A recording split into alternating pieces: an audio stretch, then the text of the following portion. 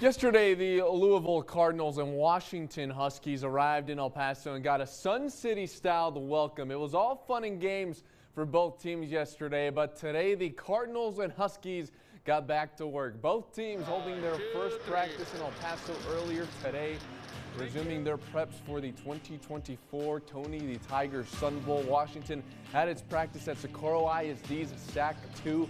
Washington practicing with a lot of its starters back. Not a lot of opt-outs for Tuesday's game for the Huskies. Expect true freshman Damon Williams Jr.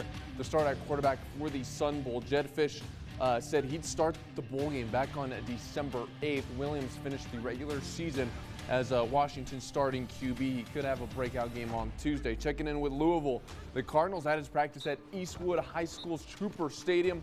The practice was closed to media. Video courtesy of Louisville, as you see right there. Looking at Louisville's team headed into this game, the Cardinals will feature a new look. Cardinals will be without key players like starting quarterback Tyler Shaw, wide receiver Ja'Cory Brooks, and defensive lineman Ashton Gelati, to name a few. Now, despite having a lot of opt-outs and several players who entered the transfer portal, the Cardinals are going to give the Huskies its best shot on Tuesday. All in all, both teams pretty excited for their final game of the year.